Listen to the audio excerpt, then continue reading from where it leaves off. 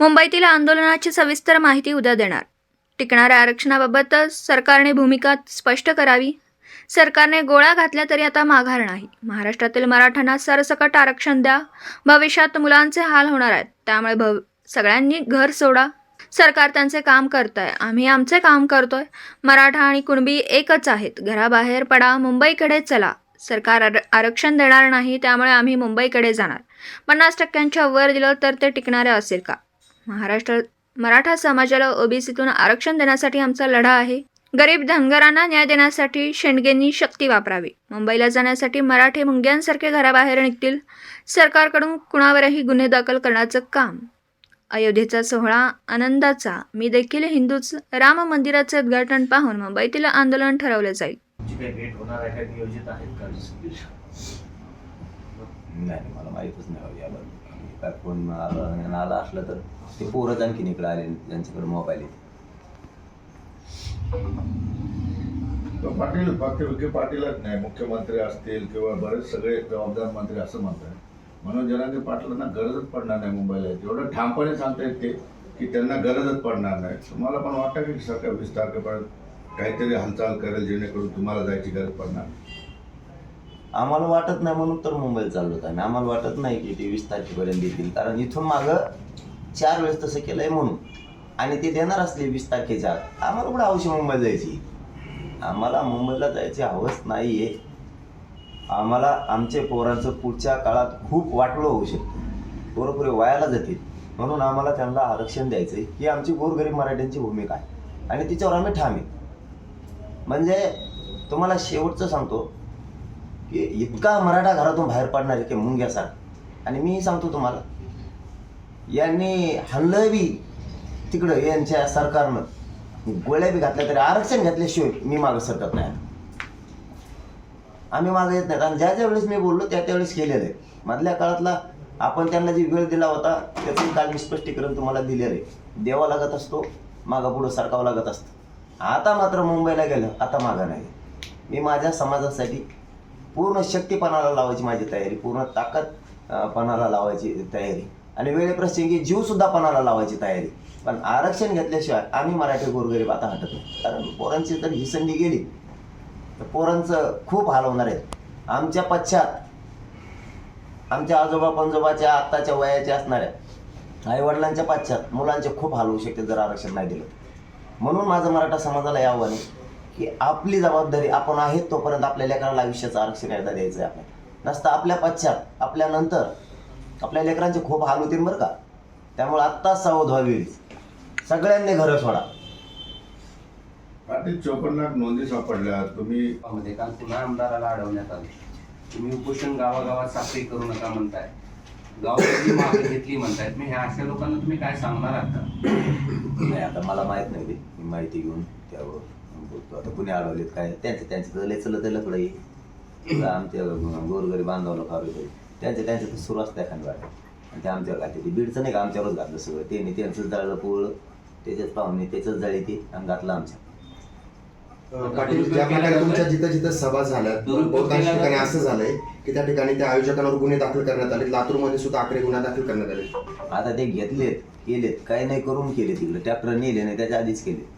मराठी घेत नाहीत ना, सिद्ध केलं ना आम्ही. मराठा समाजाने सिद्ध केलं आपण आहेत तोपर्यंतच मराठा आपल्या पोराला आरक्षण मिळून द्यायचं असं मराठ्यांनी ठरवलेलं आहे. केशी त्यांना काय करायचं सरकारला करून द्यायच्या. त्यांना कमी पडल्या असत्या ते काहीतरी असतं ना त्यांचं बजेट केशी करायचं काहीतरी असतं वाटतं. कोणाचा रिक्षादारी तिथं करते ते हा काहीतरी असतं ते. आता मला नाही माहीत त्यांचं काहीतरी असतं. तसं गुती तेच मराठीचे बहुतेक त्यांना केशी करून दाखायचे असत्या. केंद्र सरकारकडून नरेंद्र मोदी साहेबांकडून पाठ थोपटून घ्यायची असत सरकारला. त्याच्यामुळे ते आमच्यावर केशी करत असते. आता ट्रॅक्टर गेले नाहीत, त्याच्या आधीच केशी केलेत म्हणल्यावर लक्षात घ्या ना. आणि कार्यक्रम घेतल्यावर तर ते करणारच, कारण त्याचं ऐकायचं ना. त्यांना त्याचं एकट्याचं ऐकायचं ना. ते एडपट आहे ना एक मध्ये इथं त्याचं ऐकायचं, त्याला खुश करायचं सरकारला. त्यांना गळ्यात हात टाकून हिंडायचे त्याच्यासाठी चाललं हे सगळं. त्याला खुश ठेवायचं. पण त्यांना माहीत नाही मराठा हळूहळू आता तो सटकायला लागला त्यांच्या. त्यांनी आणखीन तरी शहाण व्हावं.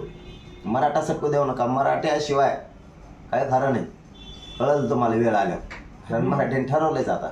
तुम्ही नरेंद्र मोदींचा उल्लेख केला आहे, तर तुम्ही जी 20 तारीख दिली त्या 20 तारखेवरून असं सुद्धा बोललं जातं की हा तुमचा धोरणात्मक निर्णय आहे, कारण 22 तारखेला राम मंदिरांचं उद्घाटन आहे आणि 20 तारखे नाही मग गुन्हे काय दाखल केले ट्रॅक्टरवाल्याने काय केलं तुम्हाला? केलं काय असंच अंतरवालीच्या वेळेस झालं होतं ना. 2 दिवस आले, पहिल्या दिवसापासूनच सुरुवात होती यायची त्यांची. कधी 200 यायचे पोलीस, कधी 500 यायचे, आणि मग ज्या दिवशी करायचं त्या दिवशी 700-800 आले.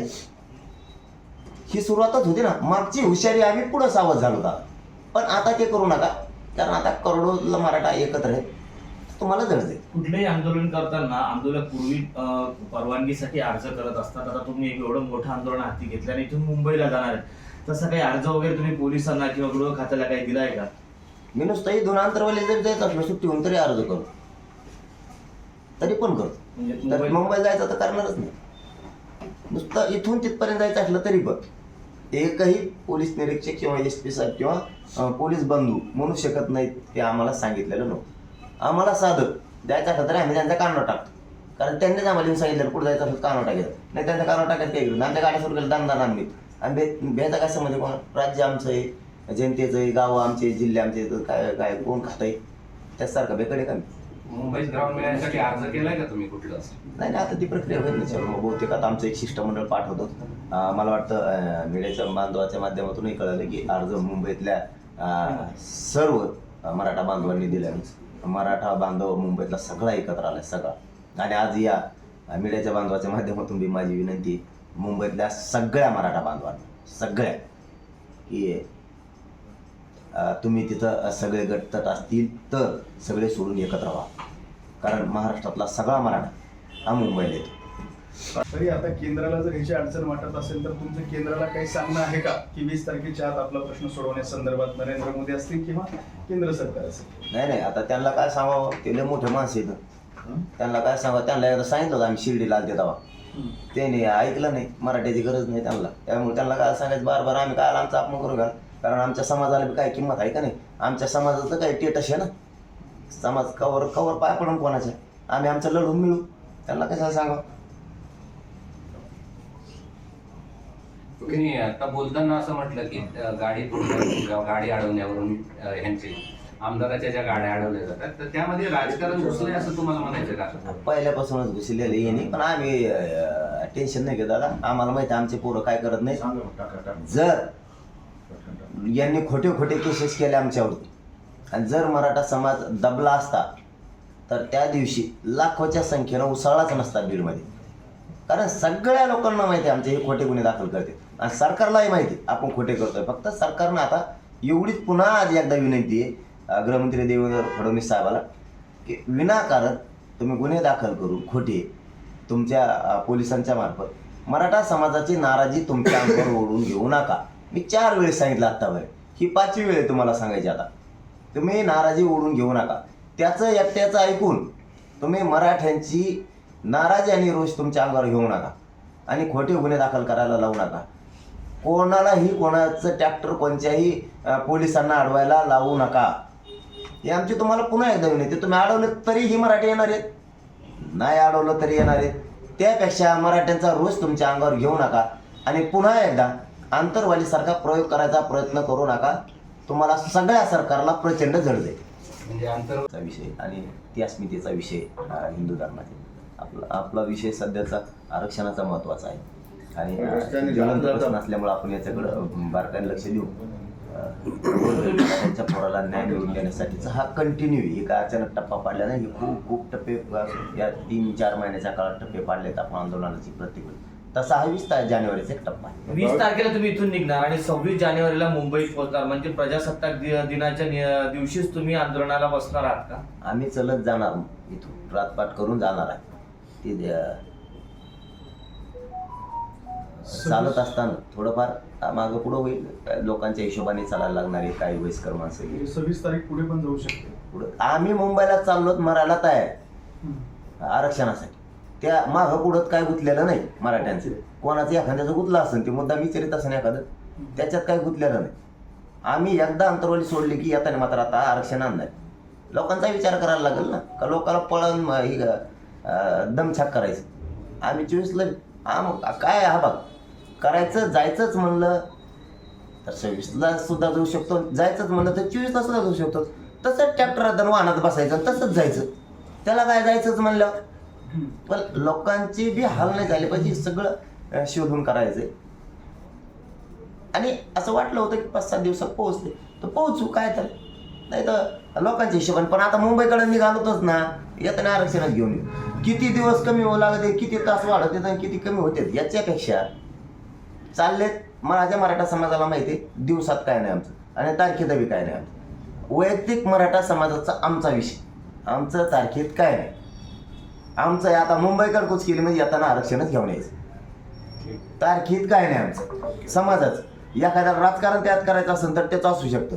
तारीख मागे घेतली, तारीख पुढे घेतली, तुला काय करायचं, ते नाव फोनवर कोणी तुला काय करायचं. तारीख मागे घेतली, पुढे घेतली, आम्ही आमचं बघू मराठी, आम्ही आमचं धोरण, आमचं आरक्षण, आम्ही जिवंत आहेत तर आमच्या लेकरांना आम्हाला आयुष्याचं आरक्षण मिळून द्यायचं. त्याच तारखेला गेल्या गेल्या काय ते गठुडं बांधून देणार तो आमचं हे धर लगेच आरक्षण. संघर्ष आम्हालाच करायचा आहे, उशिरा गेलं तरी आम्हालाच करायचं आणि लवकर गेलं तर करायचं. तसं डोक्यातच घेतलं तर 20ला 21लाच पोहोचू शकतो. मग आम्ही आहे तसेच वाहनं देऊन द्यायची. हा बरं 21ला गेल्या गेल्या मिळेल का मग, आणि 26ला बी गेल्या गेल्याच मिळेल का मग. आम्हाला तिथं थांबायचंच आता ठरवलेलं आहे. आम्ही घेऊच तर आम्ही सगळं गबाळले तो आता का संघ घ्यायचं ती. पहिल्या टप्प्यातच आम्हाला महिनाभर पुरण एवढं नेणार आहेत आम्ही. संपलं की दुसऱ्या टप्प्यात मागून लगेच दुसरा टप्पा तयार केला आहे. संपलं की लगेच गावकऱ्यांनी परत पोहोच करायचं. आता हालत नाहीत आम्ही. आणि मग त्या 26 20 25 काय होते, 20ला आम्ही आरक्षणासाठी गाव सोडतोय. आणि आम्ही मराठा समाज, आम्ही आईबाप जोपर्यंत जिवंत आहेत तोपर्यंतच आम्ही मराठा समाजाला आरक्षण मिळवून दिलं. मागं पश्चात आमच्या पोरांच्या खूप हाल होऊ शकते. जशा मागं 7-8-9 पिढ्या बरबाद झाल्या. आयुष्याची समाजानं प्रॉपर्टी दिलेली, जमिनी दिलेल्या, तसं आयुष्याचं एकदा आरक्षण द्यायचं. त्यासाठी तारखे फिरकीत आमचं काही नाही भाऊ, मराठ्याचं नाही. कोणाला राजकारण करायचं झालं बिनधास्त करा म्हणा. 20ला आम्ही अंतरावलीतून सोडणार आहे, मुंबईच्या दिशेनं कूच करतो. मग ते 20 तारखेला पोहोचू शकतो, 23ला पोहोचू शकतो. ते आमच्या समाजाच्या धोरणानं, लोकांच्या धोरणानं आमचं आंदोलन चाललेलं नाही, चालणार सुद्धा नाही.